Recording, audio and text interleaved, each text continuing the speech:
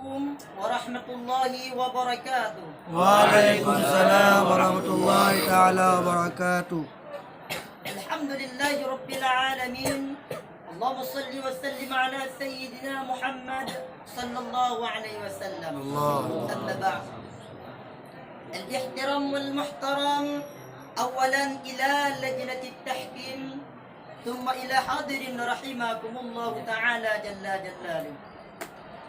في هذه الفرصة السعيدة اسمحوا لي أن أبالغ أمامكم جميعا خطبة واحدة تحت الموضوع أركان الإسلام في آخر الزمان. أيها الإخوة سعادكم الله، إذا نفتح تاريخ الإسلام نجد بأن حال الجاهلية في تقاتل وتجادل، وليس لا حروب الإنسانية والأخوة بينهم، والريق والعاب قد كان عادة بينهم وتبعتهم في ذلك الزمان كالأولاد دخلوا في الضلالة ليس فيه ضوء أضاء لهم. فلذلك اختار الله محمد صلى الله عليه وسلم، صار نبيا وأعطاه القرآن ليكون هداية للناس، وكان في ذلك الكتاب مصادر العلوم والشريعة والطريقة المعاشرة والعبادة في هذه الدنيا. لم يقف نبينا محمد صلى الله عليه وسلم بانتشار عقيدة الإسلامية كثير من المصائب الثقيلة والعركل الكثيرة، وهو يعيش في هذه الدنيا قدر 63 سنة، ولكن أن له نجاحا عديدا كنجاحه تغيير هذه الدنيا من الظلمات إلى النور.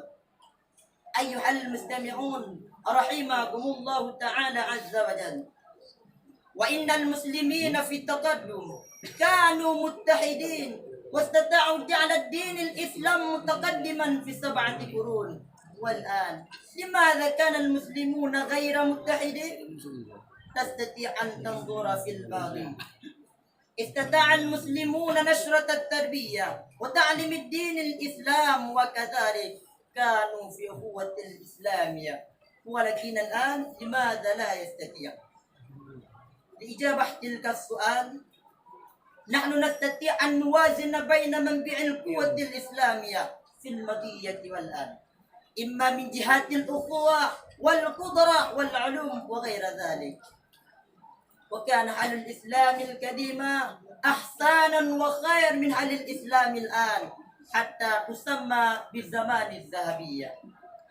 في الزمان الذهبية للإسلام ظهرت دولة العباسية، وفي تلك الدولة عاش الناس عيشة آمنة مطمئنة ليس بها الفراق بين أحد وغيره.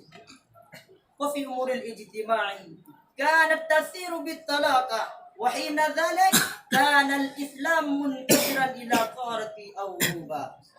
أيها الإخوة سعادكم الله، أن لجعل الإسلام متقدما كالقديمة علينا أن نقدر في مقابلة جميع المصائب والعركل لدين الإسلام.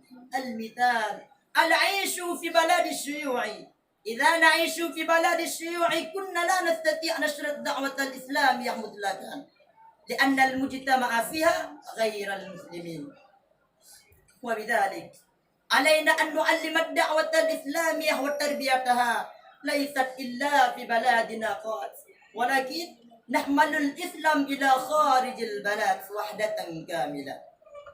كنا طالب وشباب المسلمين علينا أن نقربهم وأن نعطيهم همة تعمق الدين الإسلام، حتى تكون بلدتنا هذه بلدة طيبة ورب غفور. النتيجة في هذه الخطبة أركان الإسلام في هذا الزمان بسبب المسلمين، لأنهم غير متحدين ويتركون الدعوة الإسلامية وتعليم الدين الإسلام. آخر كلام، وبالله التوفيق والهداية والرضا والعناية، والسلام عليكم ورحمة الله وبركاته.